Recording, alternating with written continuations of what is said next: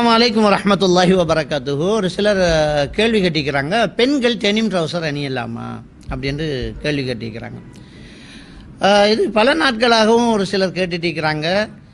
அதாவது மார்க்கத்தில் அனுமதிக்கப்பட்ட ஆடை, தடை செய்யப்பட்ட ஆடை அப்படி என்ன இருக்குது அப்படிங்கிறத நாங்கள் தெளிவாக புரிஞ்சு கொள்ளணும். அனுமதிக்கப்பட்ட ஆடைகள் என்று பட்டியல் போட்டுகிட்டே இருக்க முடியாது, எவ்வளவோ ஆடைகள் இருக்கு.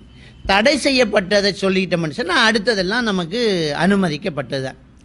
காவி நிறத்தில் உடுக்கிறத தடுக்கப்பட்டிருக்குது. காவி நிறம் துறவிகள் போடுவாங்க இல்லையா, அந்த காவி நிறத்தில் ஆண்களோ பெண்களோ நம்ம ஆடை அணிகிறது தடை செய்யப்பட்டிருக்குது. ஆண்கள் கரண்டைக்காலுக்கு கீழே ஆடை அணிகிறது என்ன செய்யப்பட்டிருக்குது, தடை செய்யப்பட்டிருக்குது.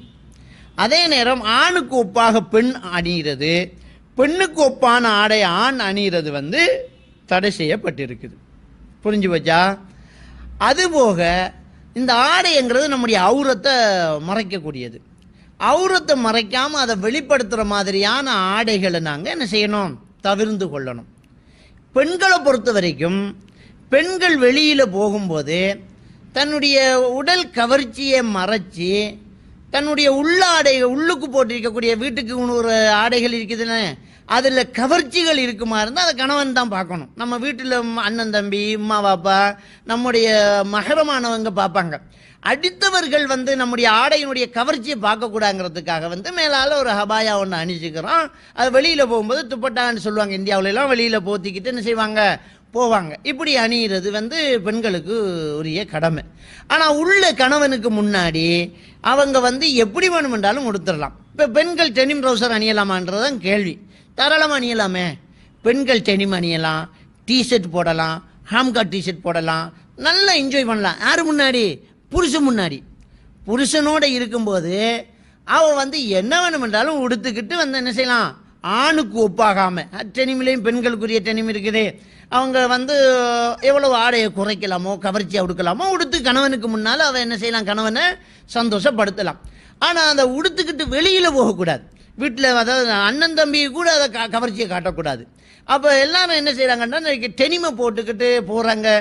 அந்த இந்த கோட்டு மாதிரி அபாயை போட்டுக்குவாங்க, இல்லாட்டி டெனிம்பம் போட்டு சின்னதாக ஒரு சுடிதாரை போட்டிருக்குவாங்க, ஒரு மேலே ஒரு சட்டை ஒன்றை போட்டுருவாங்க. நடக்கும்போது அது ஃபிட் டெனிமாக இருக்கும்.